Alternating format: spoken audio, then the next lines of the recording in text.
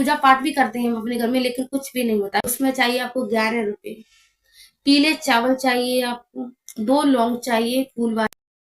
बहुतों की इस चीज के कमेंट है कि दीदी ये कोई हनुमान जी का कवच है, जिस कवच को हम घर पे बनाकर अपने घर पे टांग सकते हैं, जिससे हमारी रक्षा हो सके। हमारे घर में लड़ाई झगड़ा बहुत ज्यादा ही बढ़ रहा है। सुबह शाम जब देखो, जब लड़ाई झगड़े होते रहते हैं। बहुत पूजा पाठ भी करते हैं हम अपने घर में, लेकिन कुछ भी नहीं होता है। कोई हनुमान जी का कवच है तो जी बिल्कुल है हनुमान जी का कवच, बिल्कुल भी देर मत कीजिए। हनुमान जी के कवच के लिए आपको चाहिए एक पानी वाला नारियल, और उसमें चाहिए आपको 11 रुपए। पीले चावल चाहिए आपको, 2 लौंग चाहिए फूल वाली। तो पीले चावल आपको घर पे ही सफेद चावल जो होते हैं लेने हैं।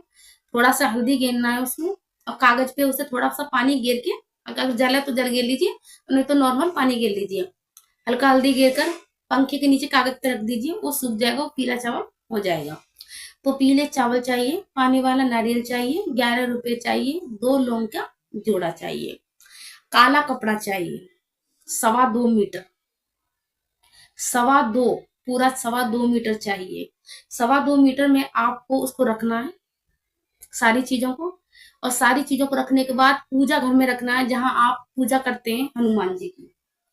एक बात और बता दूं मैं आप, जो हनुमान चालीसा पढ़ता है, जिसके घर में हनुमान चालीसा का पाठ वगैरह होता है, जो हनुमान जी की पूजा करते हैं, तो ये कवच उनके हाथ से ज्यादा लगेगा। क्यों? क्योंकि उन्होंने वो बाबा की पूजा करते चले आ रहे हैं, बाबा पूज रहे हैं उनके घर में को, तो उनके हाथ से थोड़ा ज्यादा अच्छा हो जाएगा ये। तो आप जहां हनुमान जी की बैठ के पूजा करते हैं, जहां हनुमान चालीसा का आप पाठ करते हैं, उस जगह पर उस कवच को रख दीजिए। और कवच को रखकर लोटिया में जल रख लीजिए।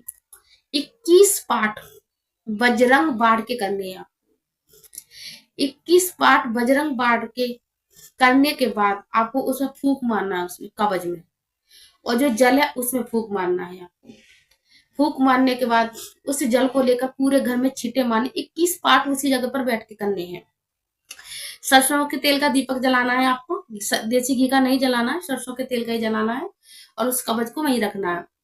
जब हमारे बजरंग बाढ़ के 21 पाठ हो जाएंगे, उसके बाद आपको फूंक मारना है, जल में फूंक मारना है, उस कवच में फूंक मारना है। जल में फूंक मारने के बाद सारे घर में छींटे देने, छींटे देने के बाद उस कवच को उठाना है। और कवच को उठाकर आपको मेन गेट पे जाना है सीधा।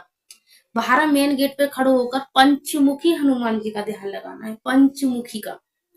पंचमुखी हनुमान जी से हाथ जोड़कर विनती करनी है कि बाबा, हम अपने घर में आपको बुला रहे हैं, आपके नाम का कवच बना रहे हैं। आप हमारे घर पर आइए और पहरा लगाइए और हमारे संकटों को काटिए। आपके नाम का कवच हम यहाँ पर लगा रहे हैं, और हमारी पूजा की लाज रखिए। हम आपके बच्चे हैं और हमारी रक्षा कीजिए। इस तरीका से बोलते हुए आपको उसे अपने मेन गेट पे बांधना है। और ये आपको करना है शनिवार वाले दिन, मंगल को नहीं करना है, शनिवार को ही करना है। मेन गेट पर बांध दीजिए। बांधने के बाद उन्हीं मतलब बांधने के बाद उन्हीं पैर अपने घर में वापस आइए। वापस आने के बाद थोड़ा सा और जल लीजिए। जल लेने के बाद घर से, घर की छत से शुरू कीजिए वैसे ही, और जल के छींटे मारते चले आइए। और संकट मोचन हनुमान बाबा का देखिए, अगर कोई मंत्र पढ़, जल के छींटे मारते चले आइए। जल के छींटे मारते मारते आप यही कहते चले आइए, संकट कटे मिटे सब पीरा, जो सुमरे हनुमत बलबीरा। संकट कटे मिटे सब पीरा, जो सुमरे हनुमत बलबीरा।